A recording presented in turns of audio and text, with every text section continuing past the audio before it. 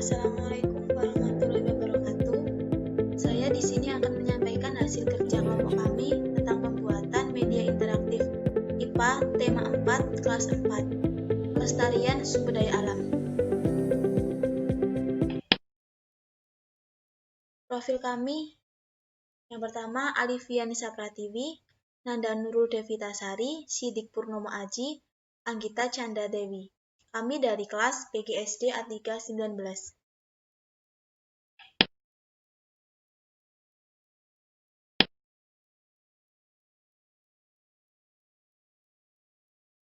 Materi yang akan dibahas, yang pertama jenis-jenis sumber daya alam, yang kedua manfaat sumber daya alam, yang ketiga hubungan sumber daya alam dengan teknologi, yang keempat cara pelestarian sumber daya alam. Selanjutnya ada latihan soal.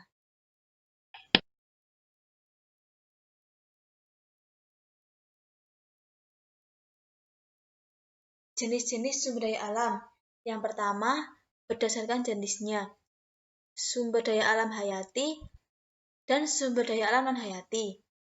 Berdasarkan ketersediaannya di alam, ada sumber daya alam yang dapat diperbaharui dan sumber daya alam yang tidak dapat diperbaharui. Sumber daya alam hayati adalah sumber daya alam yang berasal dari makhluk hidup. Contohnya ada tumbuhan dan hewan.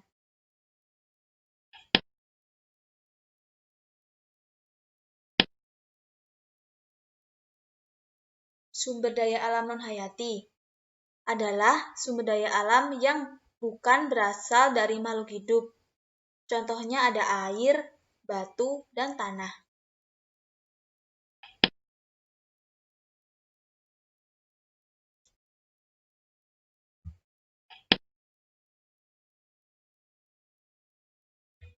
Sumber daya alam yang dapat diperbarui adalah sumber daya alam yang akan tetap tersedia di alam meskipun digunakan terus-menerus.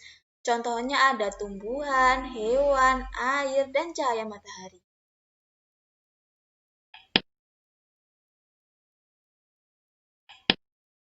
Sumber daya alam yang tidak dapat diperbaharui adalah sumber daya alam yang jika digunakan secara terus-menerus akan habis.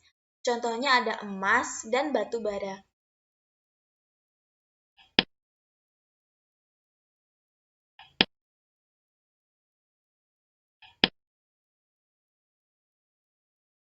Selanjutnya, ada manfaat sumber daya alam. Yang pertama, sebagai bahan pangan.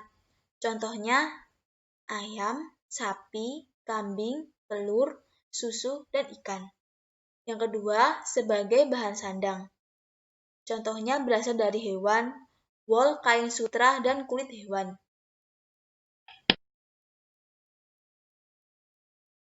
Yang ketiga, sebagai peralatan rumah tangga. Contohnya, kayu dapat digunakan sebagai pintu, meja, dan lemari.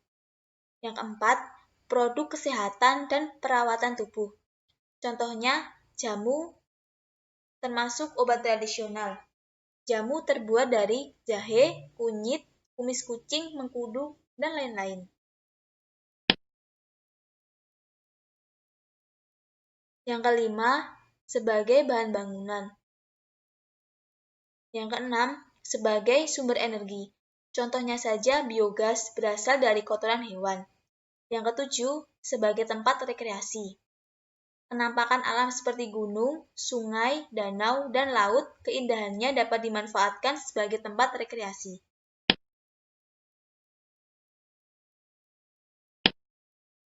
Selanjutnya, hubungan sumber daya alam dengan teknologi. Di sini saya mempunyai video cara pembuatan kertas secara singkat.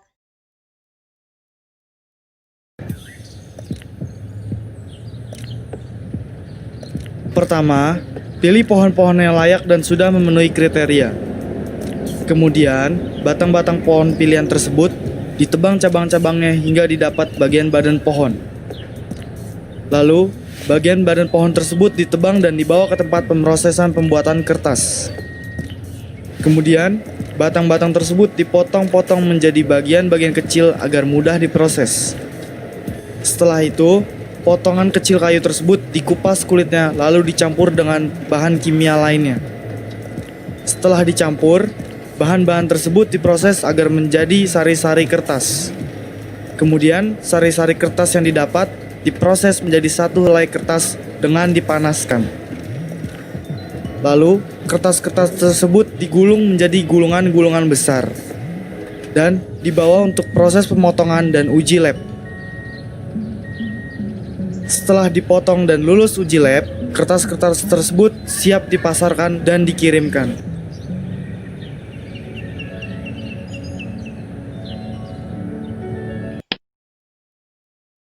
Ya, selanjutnya ada cara pelestarian sumber daya alam.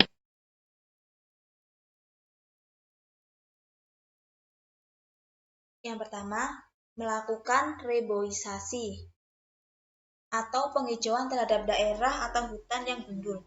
Yang kedua, tidak meninggalkan titik api saat meninggalkan hutan, misalnya titik api setelah mengadakan kegiatan kemah di kawasan hutan. Yang ketiga, selain di wilayah hutan, penghijauan juga perlu dilakukan di daerah aliran sungai agar tidak terjadi erosi yang menyebabkan pendangkalan sungai. Yang keempat, mencegah terjadinya pencemaran air dapat dilakukan dengan tidak membuang sampah atau limbah industri ke sungai.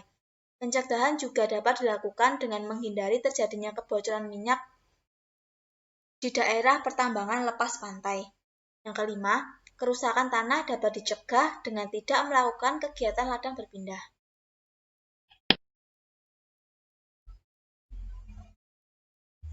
Selanjutnya ada latihan soal. Soal yang pertama, di bawah ini yang termasuk sumber daya alam yang dapat diperbarui adalah A. Air, hewan, dan tumbuhan.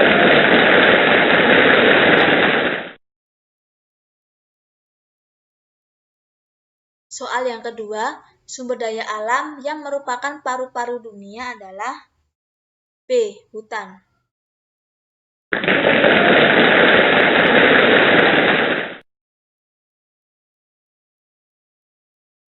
Yang ketiga, sebelum digunakan, sumber daya alam harus terlebih dahulu B.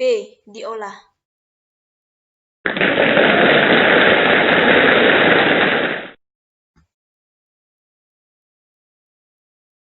Yang keempat, di bawah ini yang merupakan pohon yang banyak digunakan untuk membuat kertas adalah D. Pohon pinus dan pohon cemara.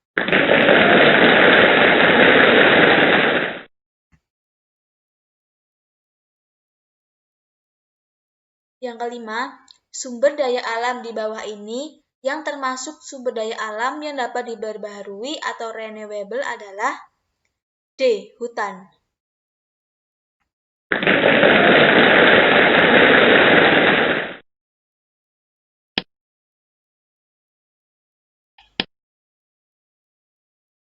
Sekian yang bisa saya sampaikan, kurang lebihnya mohon maaf. Wassalamualaikum warahmatullahi wabarakatuh.